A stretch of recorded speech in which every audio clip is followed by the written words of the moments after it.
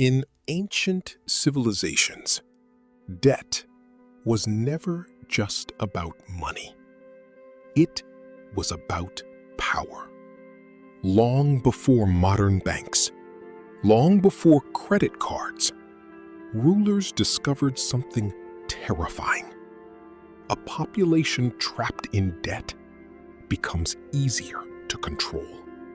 And over thousands of years, that system evolved into something far more sophisticated than most people realize today. The first records appeared in ancient Mesopotamia, nearly 4,000 years ago. Farmers borrowed grain and silver to survive difficult seasons. But when crops failed, entire families fell into debt slavery. Children were taken. Land was lost. Freedom disappeared silently, not through war, but through obligation. In ancient kingdoms, rulers understood a dangerous truth.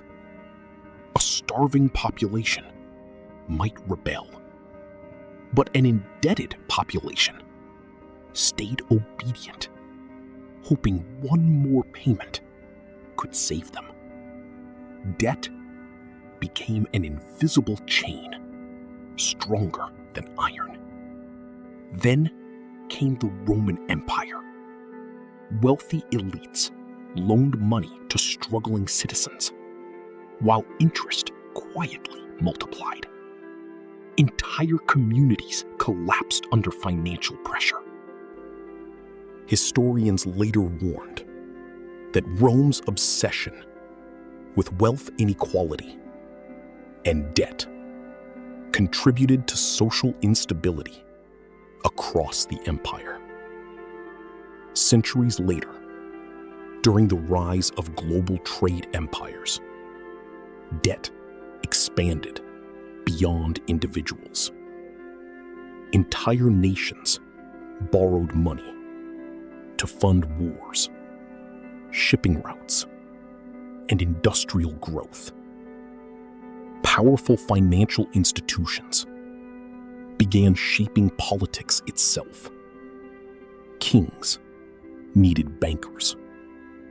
Governments depended on lenders.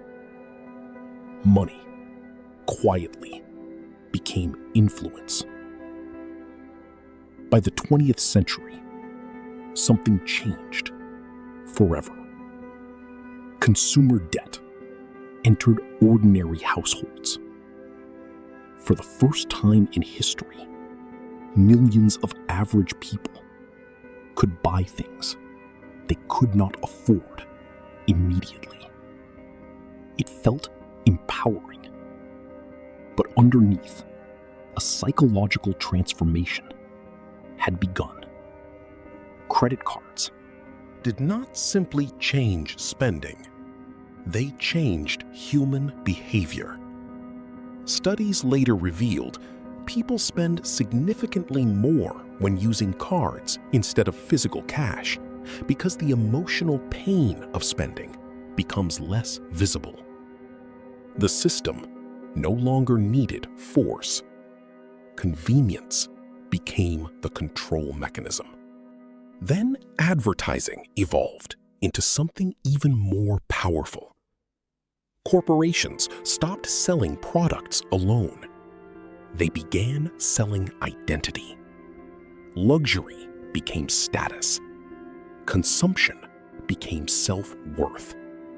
Entire generations were taught to display success instead of quietly building wealth. Social media accelerated the cycle. Millions now compare their lives daily against carefully curated images of success. Expensive vacations, designer clothing, luxury lifestyles financed by invisible debt. The pressure to appear wealthy became stronger than the desire to become financially secure. But throughout history, some people noticed the pattern. Wealthy families often followed very different rules from the public. They avoided unnecessary debt. They invested patiently. They purchased assets instead of endless liabilities. Quiet discipline created long-term financial independence. The shocking truth is that many financial systems rely heavily on emotional decision-making.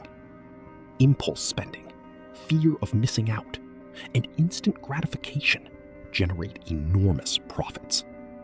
Modern technology amplified these psychological triggers beyond anything ancient empires could have imagined. Today, the average person encounters thousands of advertisements every single day. Notifications, discounts, algorithms, and personalized recommendations constantly compete for attention.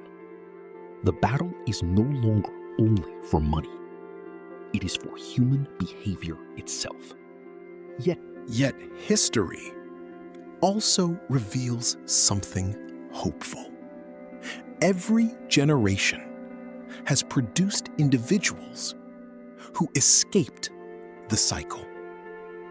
Not through luck, not through massive salaries, but through awareness.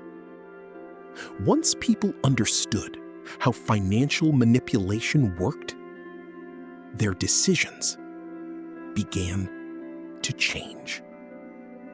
They delayed gratification. They reduced emotional spending. They learned budgeting, investing, and patience. Small, consistent actions slowly weakened the invisible chains that trapped so many others. And perhaps the most important lesson from history is this: empires rise and fall. Technologies evolve. And financial systems change. But human psychology remains remarkably similar. Fear, greed, status, and impulse have shaped economies for thousands of years. The real battle was never simply about money. It was always about control over human behavior. And the moment people understand that, they begin to reclaim their freedom.